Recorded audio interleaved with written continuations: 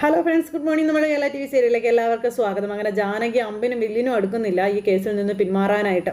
വരുന്നത് എന്താണെങ്കിലും അത് വരുന്നിടത്ത് വെച്ച് കാണുമെന്ന് തന്നെയാണ് ജാനകി പറയുന്നത്. എനിക്ക് എൻ്റെ അമ്മയുടെ മകളായി അമ്മയുടെ സ്നേഹം അനുഭവിച്ച് തന്നെ എനിക്ക് ജീവിക്കണം. എൻ്റെ അമ്മയെ അബിയേട്ടൻ കൈയൊഴിയരുതെന്നും പറഞ്ഞ് ജാനകി കാല് പിടിച്ച് പറയൂ കേട്ടോ ഈ അബിയോട്. അങ്ങനെ അവർ രണ്ടുപേരും കൂടി ഇതൊക്കെ പറഞ്ഞുകൊണ്ട് നിൽക്കുവാണ്. എനിക്ക് വേണ്ടി അബിയേട്ടൻ ഒന്നും ചെയ്യണ്ട, എൻ്റെ കൂടെ ഒന്ന് നിന്ന് തന്നാൽ മാത്രം മതി എന്നൊക്കെ പറഞ്ഞുകൊണ്ട് ഇങ്ങനെ ജാനകി അബിയോട് യാചനയോടെ സംസാരിക്കുന്നു. അങ്ങനെ ജാനകിയും അഭിയും കൂടി ഇങ്ങനെ സംസാരിച്ചുകൊണ്ട് അവിടെ ഇരിക്കുന്ന ഈ ഒരു സമയത്ത് പിന്നെ കാണിക്കുന്നത് അജയും അതുപോലെ തന്നെ അപർണയും കൂടി കേസിൻ്റെ കാര്യങ്ങളിരുന്ന് സംസാരിക്കും. അപ്പോൾ വേണ്ടുന്ന കാര്യങ്ങളൊക്കെ ഞാൻ റെഫർ ചെയ്ത് കഴിഞ്ഞു എന്നൊക്കെ അജയ് അപർണയോട് പറഞ്ഞു. കേസ് റീഓപ്പൺ ചെയ്യാനുള്ള ഒരു ഉത്തരവാദിത്വത്തെ അത് ചൂണ്ടിക്കാണിക്കാൻ തക്കതായിട്ടുള്ള ഒരു റീസൺ ഉള്ളത് കൊണ്ടാണെന്ന് അജയ് പറഞ്ഞു. ഈ കേസിൻ്റെ കാലപ്പഴക്കം വെച്ച് നോക്കുമ്പോൾ പെറ്റീഷൻ തള്ളിപ്പോകുമെന്ന് ചിലരൊക്കെ അച്ഛനോട് പറഞ്ഞു എന്ന് അപർണ പറയുന്നു. അതിൻ്റെ ഒരു ആത്മവിശ്വാസം അച്ഛനുണ്ട് എന്ന് പറഞ്ഞിരിക്കുക ഇവർ രണ്ടുപേരും.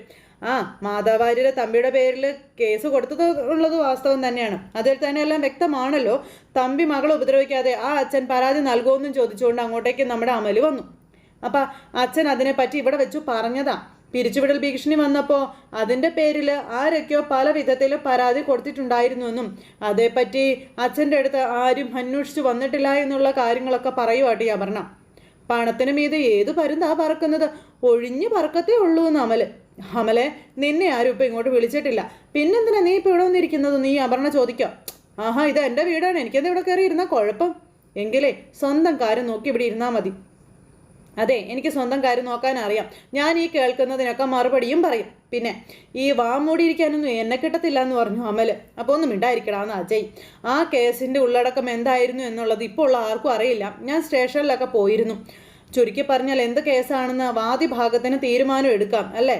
അപ്പോൾ കുറച്ച് സാക്ഷികൾ സ്ട്രോങ് ആയിട്ട് നിന്നാൽ മതിയെന്നും കള്ളസാക്ഷികളെ കൊണ്ടുവരാനുള്ള ഉണ്ണിത്താൻ സാറിൻ്റെ മിടുക്ക് അത് വേറെ ആർക്കും ഇല്ല. പിന്നെ സാക്ഷികൾ അവസാന നിമിഷം കൂറുമാറിയിട്ടുള്ളത് എത്രയെന്നാണെന്ന് അറിയാമെന്ന് ചോദിച്ചു. അപ്പം നിങ്ങളും കുറച്ച് കള്ളസാക്ഷികളെ കൊണ്ടുവരാനായിട്ട് അമല് പറയും. അപ്പം എടാ, മണ്ടത്തരം നിന്ന് പറയാതിരിക്കടാ. ഒരു കൃത്യം നടന്നത് കണ്ടു എന്ന് പറയുന്നതാണ് സാക്ഷി, അതറിയാവോ എന്ന് ചോദിച്ചു. അപ്പോൾ അപർണ ഇതൊക്കെ കേട്ട് ഇങ്ങനെ ഇരിക്കല്ലേ. അങ്ങനെ ഒരു കൃത്യം നടന്നിട്ടില്ല എന്ന് പറയാൻ പറ്റുമോ? അത് കൂറുമാറുന്നവർക്കേ കഴിയുകയുള്ളൂ എന്നുള്ള കാര്യം അജയ് പറയുമ്പോൾ അപർണയ്ക്ക് ടെൻഷനായി. ഉണ്ണിത്താനും സക്കീർബായും ചേർന്നുള്ള ഒരു കോമ്പസാണ് ഇപ്പോൾ പ്രവർത്തിച്ചുകൊണ്ടിരിക്കുന്നതെന്നും ഏത് തരം സാക്ഷികളെയും അവർ കൊണ്ടുവരുമെന്നുള്ള കാര്യമൊക്കെ അപർണ പറയുമ്പം നിങ്ങളും കുറച്ച് പണം കൊടുക്കുക, എന്നിട്ട് അവരെ വശത്താക്കി എടുക്കാനായിട്ട് അമൽ ഇവരോട് പറയുക. ആദ്യേട്ടൻ പറഞ്ഞ് നാടകം അങ്ങ് നടത്തിയാൽ പോരെ, കൂറുമാറ്റം അത് മതിയെന്നേ. അപ്പം നിന്നോട് ഞങ്ങൾ എന്തെങ്കിലും അഭിപ്രായം ചോദിച്ചോ എന്ന് അപർണ അമലിനോട് ചോദിച്ചു. നീ ജാനകിയുടെയും നിരഞ്ജനയുടെയും ചാരനാണെന്നുള്ളതൊക്കെ ഞങ്ങൾക്കറിയാമെന്ന് അപർണ അമലിനോട് പറയാം. ഞങ്ങൾ സംസാരിക്കുന്നത് ചോർത്തി മറുഭാഗത്ത് കൊണ്ടുപോയി കൊടുക്കാനായിട്ടാണ് നീ ശ്രമിക്കുന്നതെന്ന് പറയുമ്പം എനിക്കതിന് ജാനടുത്ത് നല്ല കാശ് തരുന്നുണ്ട്, നീ എന്താ എന്ന് അമൽ അങ്ങനെ കയറി അങ്ങ് പറഞ്ഞു. ഇവളെ ചമ്മിപ്പോയി കേട്ടോ. അവിടുത്തെ രഹസ്യങ്ങൾ ഞാൻ നിനക്ക് ചോർത്തി തരാം, എന്താ നീ എനിക്ക് കാശ് തരുമോ എന്ന് ചോദിച്ചു. നാശം, ഇങ്ങനെ ഒരു വിഷയം വരുമ്പം നീ എന്താണ് അപർണയ്ക്കൊപ്പം നിൽക്കാത്തതെന്ന് അജയ് ചോദിച്ചു. അതല്ലേ നീ ചെയ്യേണ്ടത്? അമല് പാദസേവകനല്ലേ?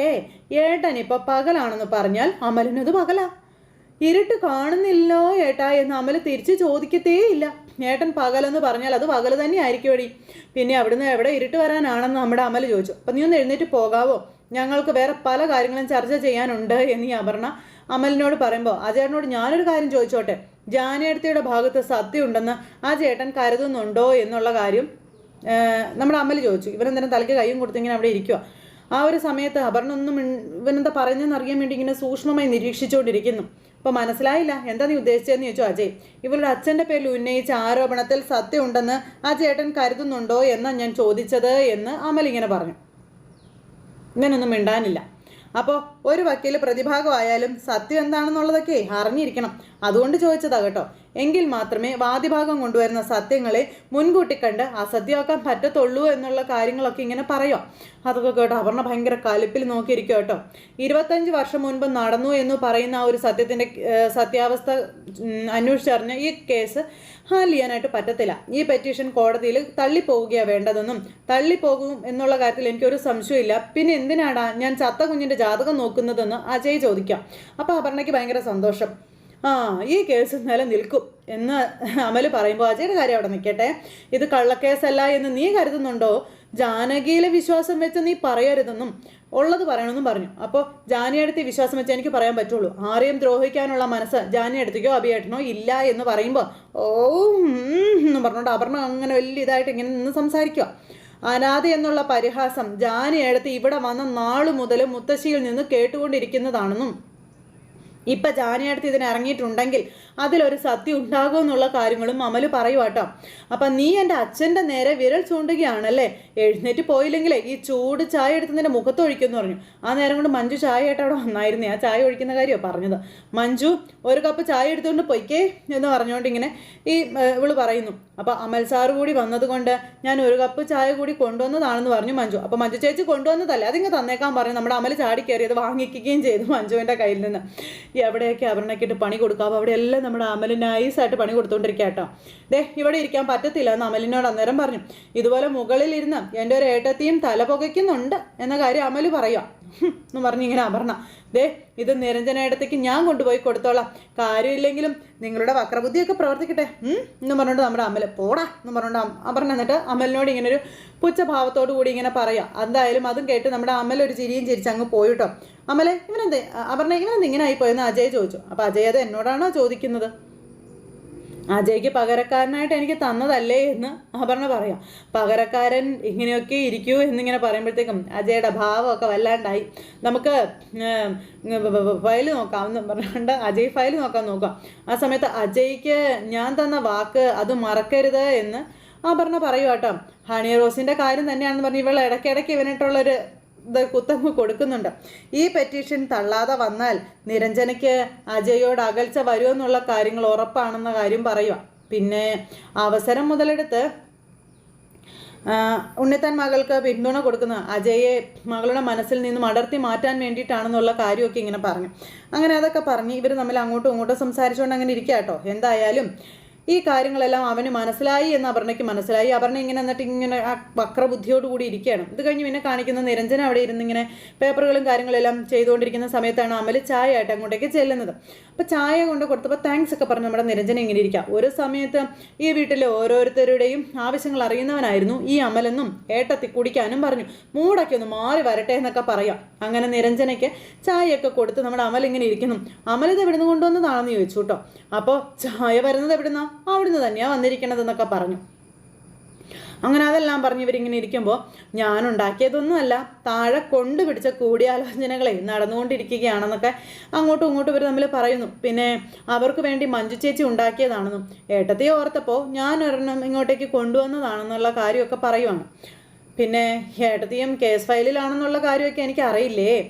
അമലൊരു പ്രത്യേക ക്യാരക്ടറാണല്ലേ, ആരോടും ഒരു ദേഷ്യവും മനസ്സിൽ വെച്ച് പെരുമാറാറുമില്ല അല്ലേ എന്നൊക്കെ ചോദിച്ചു. അപ്പം കളിച്ചും ചിരിച്ചും നടക്കുമ്പോഴും എല്ലാവരെ പറ്റിയും നല്ല ബോധമുണ്ടല്ലേ. എൻ്റെ സന്തോഷം അതൊക്കെ തന്നെയാണ്. ആരൊക്കെ അമലിനെ മനസ്സിലാക്കിയില്ലെങ്കിലും അപർണയ്ക്ക് അമലിനെ മനസ്സിലാക്കാൻ കഴിയാതെ പോകുന്നതിൽ എനിക്ക് വേദനയുള്ളതെന്ന് നിരഞ്ജന പറയുമ്പോൾ അമൽ ഇങ്ങനെ ഒന്നും മിണ്ടാതിരിക്കുക, അതൊന്നും പ്രതീക്ഷിച്ചിട്ട് കാര്യമില്ല എന്നും പറഞ്ഞു. അപർണ എന്ന് അമലിനെ തിരിച്ചറിയും, എന്ന് അവൾക്കതിന് കഴിയും എന്നൊക്കെ ഇങ്ങനെ ചോദിച്ചു. അങ്ങനെ അതെല്ലാം പറഞ്ഞിരിക്കുമ്പം അവളോട് എന്ത് പറഞ്ഞിട്ടും കാര്യമില്ല. പിന്നെ അപർണ എന്തെല്ലാം എന്നോട് പറഞ്ഞാലും എനിക്കത് ഫീൽ ചെയ്യാനും പോകുന്നില്ല. കാരണം അവൾ യുദ്ധം ചെയ്യുന്നതേ അവളുടെ ചോരയോടാണെന്ന് മനസ്സിലാക്കിയപ്പോൾ മുതലേ സത്യം പറഞ്ഞാൽ എനിക്ക് അവളോട് സഹതാപമാണ് ഏട്ടത്തിയുള്ളത്, മറ്റൊരു വികാരവും ഇല്ല. ഒരു വാക്കുമതി അപർണയെ തകർക്കാൻ. ഞാനത് ചെയ്യാത്തതേ തമ്പി തൻ്റെ അച്ഛനാണെന്ന് മറ്റാരും അറിഞ്ഞു പോകരുതെന്ന് ജാനിയടത്തി ആഗ്രഹിക്കുന്നത് കൊണ്ടാണെന്ന കാര്യങ്ങൾ നമ്മുടെ അമൽ ഇങ്ങനെ നിരഞ്ജനയോട് പറയുക. അങ്ങനെ ഇവർ ഇതിനെപ്പറ്റിയൊക്കെയുള്ള സംസാരവും ചർച്ചയും ഒക്കെ ആയിട്ട് ഇങ്ങനെ അവിടെ നിൽക്കുന്നു. എന്തായാലും ഞാൻ ഒരു കാരണവശാലും ഏട്ടത്തിയുടെ മുന്നിൽ ഒരു ചോദ്യങ്ങളുമായി പോവാത്തതും ആ ഒരൊറ്റ കാരണം കൊണ്ടാണെന്നും പറഞ്ഞു. അമ്മ പോലും തൻ്റേതാണെന്ന് പറയാൻ തയ്യാറാവാത്തതിൽ നിന്ന് തമ്പിയെ എത്രമാത്രം ജാനിയടത്തി വെറുക്കുന്നുണ്ടെന്നുള്ളത് നമുക്ക് മനസ്സിലാക്കി എടുത്തുകൂടെ എന്നും അമൽ നിരഞ്ജനോട് ചോദിക്കുക കേട്ടോ. ഞാനായിട്ട് ഒരിക്കലും ഏട്ടത്തിയെ വേദനിപ്പിക്കില്ല എന്ന് പറഞ്ഞു. അപ്പോൾ അതും ശരിയാ, ഈ കേസ് ഇങ്ങനൊരു ഇടുങ്ങിയ വഴിക്ക് പോകേണ്ട കാര്യമൊന്നുമില്ല. ഒരു DNA ടെസ്റ്റ് തമ്പി അച്ഛനാണെന്നും പറഞ്ഞ് കോടതിയിൽ പോയാൽ മതിയായിരുന്നു എന്ന് പറയും.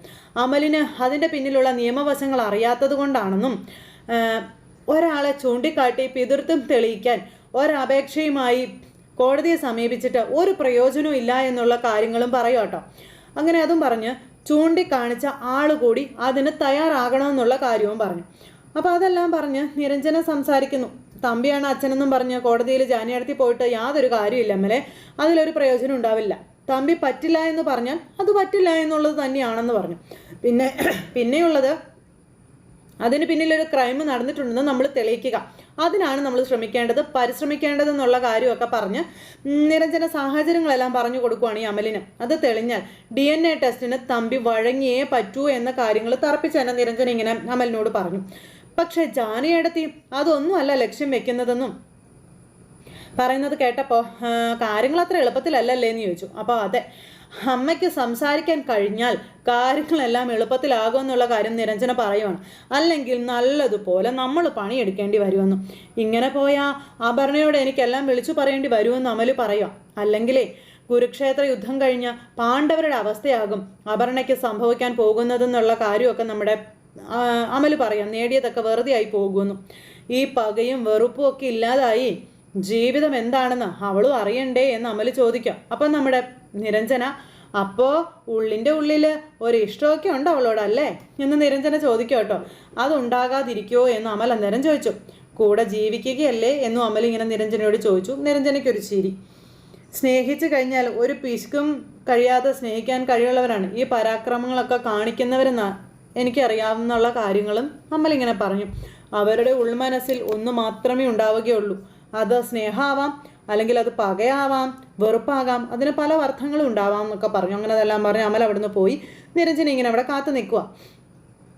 ഇതൊക്കെ കഴിഞ്ഞതിന് ശേഷം പിന്നെ കാണിക്കുന്നത് രാവിലെ നമ്മുടെ ഉണ്ണിത്താനും അതുപോലെ തന്നെ അജയും കൂടെ പരസ്പരം കാണുക കേട്ടോ. അവർ രണ്ടുപേരും കൂടെ കണ്ട് സംസാരിക്കുന്നു. എനിക്ക് ഇപ്പോൾ എന്ത് സമാധാനമാണെന്ന് അറിയാവോ, എല്ലാത്തിനും കാരണം എൻ്റെ മോള് അവളുടെ അച്ഛനെ തിരിച്ചറിഞ്ഞതിലാണെന്ന് ഉണ്ണിത്താൻ ഇങ്ങനെ അജയോട് പറയുന്നു. അച്ഛൻ മക്കളുടെ കാര്യത്തിൽ പക്ഷാതാപം കാണിക്കുന്നത് പെൺമക്കളോടുള്ള സ്നേഹത്തിൻ്റെ പേരിലാണെന്ന് നമ്മുടെ ഉണ്ണിത്താൻ പറഞ്ഞു. എനിക്കാണെങ്കിൽ ഒരേ ഒരു മോളാണുള്ളത്.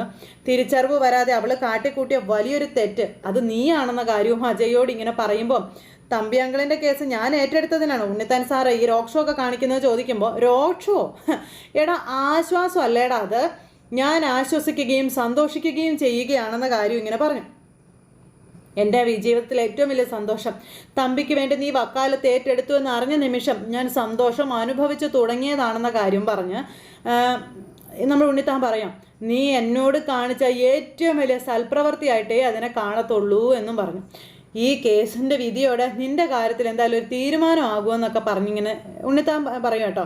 എടാ, നിൻ്റെ കയ്യിൽ നിന്ന് എൻ്റെ മോൾക്കൊരു മോചനം ഉണ്ടാകാൻ വേണ്ടി അഭിയും ജാനകി ഇപ്പം ഇതുപോലൊരു കേസായിട്ട് തന്നെ വന്നിരിക്കുന്നത്, അത് നിനക്കറിയാവോ എന്ന് ചോദിച്ചു. ഓ ഓ ഓ എന്നും പറഞ്ഞ് ഇവനിങ്ങനെ നിൽക്കുക. ഈ അജയ് തമ്പിയോടുള്ള അടുപ്പം വെച്ച് ആദ്യം ഞാൻ അവളെ പിന്തിരിപ്പിക്കാൻ നോക്കിയതാ, നിൻ്റെ എൻട്രി വന്നതോടെ ഞാൻ വളരെ ഹാപ്പി ആയിടാന്നൊക്കെ ഇങ്ങനെ നമ്മുടെ ഉണ്ണിത്താൻ പറയണം. അപ്പോൾ ഈ കേസിൽ ഞാൻ ജയിച്ചാലോ എന്ന് ഉണ്ണിത്താൻ ചോദിക്കുമ്പോൾ, ഉണ്ണിത്താനോട് അജയ് ചോദിക്കുമ്പോൾ എന്ന് പറഞ്ഞ് നിൽക്കുക നമ്മുടെ ഉണ്ണിത്താനെ. അപ്പോൾ ആ സമയത്ത് ഉണ്ണിത്താൻ സാറിന് എന്നെ അംഗീകരിക്കേണ്ടതായിട്ട് വരത്തില്ലേ, അപ്പോൾ പിന്നെ മകളെ എന്തു പറഞ്ഞ് എന്നിൽ നിന്ന് അകറ്റും എന്നിവൻ ചോദിച്ചു. എടാ, നീ എവിടെ ജയിക്കാനാണെന്ന് ഉണ്ണിത്താൻ ചോദിച്ചു. എൻ്റെ മോള് മാത്രമേ കേസ് വാദിക്കുന്നുള്ളൂ, പക്ഷേ അവൾക്ക് പിന്നിൽ നിൽക്കുന്നതേ അഡ്വക്കേറ്റ് RK ഉണ്ണിത്താനാണെന്ന കാര്യവും കൂടെ സക്കീർ ഹുസൈനും ഉണ്ടെന്നുള്ള കാര്യവും പറഞ്ഞു. എൻ്റെ പേരും വെച്ച് 1-2 കേസിൽ ജയിച്ച നീ ആരാടാ, എനിക്ക് നീ വെറും തൃണമാടാ, തൃണം എന്നൊക്കെ പറഞ്ഞുകൊണ്ട് നമ്മുടെ ഉണ്ണിത്താൻ ഇവനെ പൊളിക്കും അവിടെ ഇട്ട്. എൻ്റെ മോൾക്ക് നീ ഡിവോഴ്സ് തരേണ്ടി വരും, അവിടെ കൂടെ കെട്ടിയിടും നിന്നെ ഞാൻ, നീ നോക്കിക്കോളാൻ പറഞ്ഞു. ശരിക്കും പറഞ്ഞാൽ തമ്പിയെ പോലൊരു ഫ്രോഡിൻ്റെ മരുമകനാകേണ്ട യോഗ്യത, ആ ഒരു യോഗ്യതയെ നിനക്കുള്ളൂ. അതായിരുന്നു നിനക്ക് ദൈവം തന്ന വിധി. എൻ്റെ മോളായിട്ട് അത് തിരുത്താൻ ശ്രമിച്ചതിൻ്റെ ഫലമാണിതൊക്കെ എന്നൊക്കെ പറയുമ്പോഴും ഒരു കൂസലും ഇല്ലാതെ അജയ് ഇങ്ങനെ നിൽക്കുക. ഉണ്ണിത്താൻ സാറ് പേരെടുത്ത വക്കീൽ തന്നെയാണ്. മറ്റെന്തിനേക്കാളും ജീവിതത്തിൽ വിജയമായി ഉണ്ണിത്താൻ സാർ കാണുന്നത് പ്രൊഫഷനിലുള്ള വിജയമാണെന്ന കാര്യം ഈ അജയ് ഇങ്ങനെ പറയുവാണേ. എതിർഭാഗത്ത് ഉണ്ണിത്താൻ സാറിൻ്റെ മകളോ എൻ്റെ ഭാര്യയോ ആയിക്കോട്ടെ, വളർത്തിയ ശിക്ഷൻ്റെ വിജയം അംഗീകരിച്ച് തരേണ്ടത് എൻ്റെ ഗുരുവായ സാറിൻ്റെ കടമ തന്നെയാണെന്ന കാര്യം ഉണ്ണിത്താനോട് പറയുക അജയ്. ഞാൻ ഈ കേസിൽ വിജയിക്കും സാറേ, അത് ഉറപ്പാണെന്നും സാർ കണ്ടോളാനും പറഞ്ഞു. ഞാൻ ഈ കേസ് ഏറ്റെടുത്തത് ഉണ്ണിത്താൻ സാറിൻ്റെ അംഗീകാരത്തിന് കൂടി വേണ്ടിയിട്ടാണ്. ഉണ്ണിത്താൻ സാറിന് എന്നെ അംഗീകരിക്കേണ്ടി വരുമെന്നൊക്കെ ഈ അജയ് വെല്ലുവിളിച്ചിട്ട് അവിടെ നിന്ന് പോകുന്നു. ഉണ്ണിത്താനാണെങ്കിൽ സത്യം ഇതിങ്ങനെ നിൽക്കുന്നത് കൊണ്ടൊരു പ്രതീക്ഷയായിട്ട് അവിടെ നിൽക്കുന്നു. ഇത് കഴിഞ്ഞതിന് ശേഷം പിന്നെ കാണിക്കുന്നത് അപർണയെ വീട്ടിൽ നിൽക്കുമ്പോഴേക്കും നമ്മുടെ തമ്പിയെ കാണാൻ കൂട്ടുകാരൻ വന്നു. അപ്പം മോളിവിടെ ഉണ്ടോയെന്ന് ചോദിച്ചു. ഉണ്ടായിരുന്നോ എന്ന് ചോദിച്ചു. അമ്മയ്ക്ക് സുഖമില്ലാതിരിക്കല്ലേ, അതുകൊണ്ട് വന്നതാണെന്ന് അപർണ പറയാം. നീ എത്തിയോ, എന്തൊക്കെയാണ് സേന, എന്തൊക്കെയാണ് അവൻ്റെ നീക്കങ്ങളെന്നൊക്കെ ചോദിച്ചു. അപ്പോൾ എന്തായെന്ന് അറിഞ്ഞോ എന്നൊക്കെ ചോദിക്കുമ്പം അഭിയും ജാനകിയും ഈ കേസുമായി ഒരു രീതിയിലും രംഗത്ത് വന്നിട്ടില്ല. മുഴുവൻ ചരട് വലിയും സക്കീർ ബായും അതുപോലെ തന്നെ ഉണ്ണിത്താനുമാണ്. അവരുടെ തലയിലാണ് ഓരോരോ വക്രബുദ്ധികൾ ഉദിച്ചിരിക്കുന്നതെന്നുള്ള കാര്യങ്ങളൊക്കെ ഈ സേനം വന്ന് പറയുമ്പം കള്ളസാക്ഷികളെ കണ്ടെത്താനുള്ള നീക്കം തകൃതിയായി നടക്കുന്നുണ്ടെന്ന് അജയ് എന്നോട് പറഞ്ഞിരുന്നു എന്നും അതാണ് നടക്കുന്നതെന്നും പറഞ്ഞു. അപ്പോൾ ഉണ്ണിത്താൻ്റെ പല കേസുകളിലും അത് സ്ഥിരമായിട്ടുള്ള ഒരു കാര്യമാണെന്ന കാര്യം അന്നേരത്തേനും ഈ തമ്പി പറയാം. സേനൻ സാറ് ഒന്ന് ഉണർന്ന് പ്രവർത്തിക്കണം. അച്ഛന് ചെയ്യാൻ കഴിയാത്ത പലതും ഒരു CI ആയ സേനൻ സാറിന് ചെയ്യാൻ പറ്റുമോ എന്നൊക്കെ പറഞ്ഞുകൊണ്ട് ഈ അപർണ പറയുക. അവർ കണ്ടെത്തുന്ന കള്ളസാക്ഷികളെ നമ്മൾ കണ്ടെത്തി വശത്താക്കണമെന്നുള്ള കാര്യങ്ങൾ അപർണ പറയാം. അപ്പോൾ സേനൻ ഇങ്ങനെ തമ്പിയെ നോക്കുക കേട്ടോ. എത്ര പണം മുടക്കാനും ഞങ്ങൾ തയ്യാറാണെന്നും പറഞ്ഞു. അപ്പോഴത്തേക്കും തമ്പി ചിരിച്ചോണ്ട് ഇങ്ങനെ നിൽക്കുക. അപ്പം ഞാൻ അതിനൊക്കെയുള്ള ശ്രമത്തിലാണെന്നും 25 വർഷം മുൻപുള്ള കേസായതിനാൽ നാട്ടുകാർ തന്നെ സാക്ഷിയായി വരണം എന്നില്ല എന്ന് ഈ സേനം പറയാം. അതൊക്കെ കേട്ട് ഉണ്ണിത്താൻ പൊളിയുമെന്ന് തന്നെ പ്രതീക്ഷിച്ചാണ് അപർണ നിൽക്കുന്നത്. പിന്നെ ഒരു സാമ്പത്തിക ക്രമക്കേടിൻ്റെ ഒക്കെ ആയിട്ടാണ് വന്നിരിക്കുന്നതെന്നൊക്കെയുള്ള കാര്യങ്ങളൊക്കെ ഇങ്ങനെ പറയുക. ഈ സേന ഇല്ലാത്തൊക്കെ കൊണ്ടിടുക. പിന്നെ ജോലിക്കാരായിട്ടുള്ളവരെയൊക്കെ പിരിച്ചുവിട്ടതിനെ പറ്റിയൊക്കെയുള്ള കാര്യങ്ങളൊക്കെ പറഞ്ഞു. അപ്പോൾ ഈ കേസിൽ ഇനി എന്തെങ്കിലും സത്യം കാണുമോ എന്നിങ്ങനെ ഈ അപർണ എടുത്ത വഴി ചോദിക്കുമ്പം ഇതൊരു കള്ളക്കേസല്ലേ മോളെ എന്ന് തമ്പി. ഒന്നുമില്ലാതെ അവർക്കിതിനെ ഇറങ്ങാനാവില്ല അച്ഛാ എന്ന് അപർണ പറയുക കേട്ടോ. ആ പേരിലൊരു സ്ത്രീ അച്ഛനും അമലിൻ്റെ അച്ഛനും കൂടെ ചേർന്ന് നടത്തിയ ശ്രീചക്ര ബിസിനസ്സിലുണ്ടായിരുന്നു എന്നാണ് പെറ്റീഷനിൽ പറഞ്ഞിരിക്കുന്നതെന്ന് പറഞ്ഞപ്പോൾ എടി മോളെ എത്രയോ പേരവിടെ വർക്ക് ചെയ്തിരിക്കുന്നു. അതിലാരാണ് രാധാമണി വാരസ്യാരെന്നൊക്കെ എങ്ങനെ കണ്ടെത്താൻ കഴിയും? ആ കമ്പനി ഞാൻ ജയിലിലായതോടെ സൂര്യനാരായണൻ്റെ കയ്യിലുമായി. പിന്നെ അതിൻ്റെ പേര് സൂര്യപ്രഭ എന്നും മാറ്റി. അന്ന് ജയിലിൽ കിടക്കുന്ന അച്ഛന് വല്ല വിവരങ്ങളും കാര്യങ്ങളും ഉണ്ടാകുമോ എന്നൊക്കെ ഇങ്ങനെ തമ്പി ചോദിക്കുക. ഇതൊക്കെ കേട്ടപ്പോൾ അപർണയ്ക്ക് വീണ്ടും സംശയം. സേനം സാർ അബി കൊണ്ടുവന്ന രാധാമണി വാരസ്യാരെ കണ്ടെത്തണം. അത് വേഷം കെട്ടിച്ചു കൊണ്ടുവന്ന ഒരു സ്ത്രീ തന്നെയാണെന്നും അവരെ സാറിൻ്റെ കൈകളിൽ കിട്ടിയാൽ ഈ കേസ് അതോടുകൂടി തീരുമെന്നും ഇങ്ങനെ പറയുവാണ് ഈ അപർണ. എടി മോളെ അതിന് രാധാമണി വാരസ്യാര് ജാനകിയുടെ കസ്റ്റഡിയിലല്ലേ എന്നിങ്ങനെ ചോദിക്കുമ്പം അത് കണ്ടെത്താൻ സാറിന് കഴിഞ്ഞില്ലെങ്കിൽ സാറ് പിന്നെ ഒരു CI ആണെന്ന് പറയുന്നതിൽ എന്ത് കാര്യമാണ് ഉള്ളതെന്നും ചോദിച്ച് അപർണ അവിടെ നിന്ന് അങ്ങ് കയറിപ്പോയി. ഇതും പറഞ്ഞ് അപർണ അങ്ങ് പോയി കഴിഞ്ഞപ്പം എൻ്റെ ഈശ്വര ഞാൻ ഇവരുടെ മുന്നിൽ എത്ര കാലം ഇങ്ങനെ പിടിച്ച് നിൽക്കൂടാ, എനിക്കറിയാൻ പാടില്ലെന്നും പറഞ്ഞ് തമ്പി ഇങ്ങനെ പറഞ്ഞുകൊണ്ട് നിൽക്കുന്നു. അത് കഴിഞ്ഞതിന് ശേഷം പിന്നെ ജാനകിയെ കൈക്കലാക്കാനുള്ള പരിശ്രമമായിട്ട് അവിടെ നകുലനും നകുലൻ്റെ ചേച്ചിയും കൂടെ എന്തൊക്കെയോ കാര്യങ്ങളൊക്കെ നടത്തിക്കൊണ്ടിരിക്കുക. അതിനുശേഷം ഇവളൊന്ന് മൊത്തത്തിൽ കറങ്ങി അടിച്ച് ജാനകിയുടെ സകല ഡീറ്റെയിലും കാര്യങ്ങളൊക്കെ തപ്പിയെടുത്തു. അപ്പോൾ ജാനകിയുടെ ഭർത്താവിൻ്റെ പേര് അഭിരാമൻ എന്നാണെന്നുള്ള ഡീറ്റെയിലും കാര്യങ്ങളൊക്കെ പറഞ്ഞു. അപ്പം അങ്ങനെ അവൾക്കൊരു കുഞ്ഞുണ്ടെന്നുള്ള കാര്യങ്ങളൊക്കെ ഈ പുള്ളിക്കാരി ഇവനോട് പറഞ്ഞു.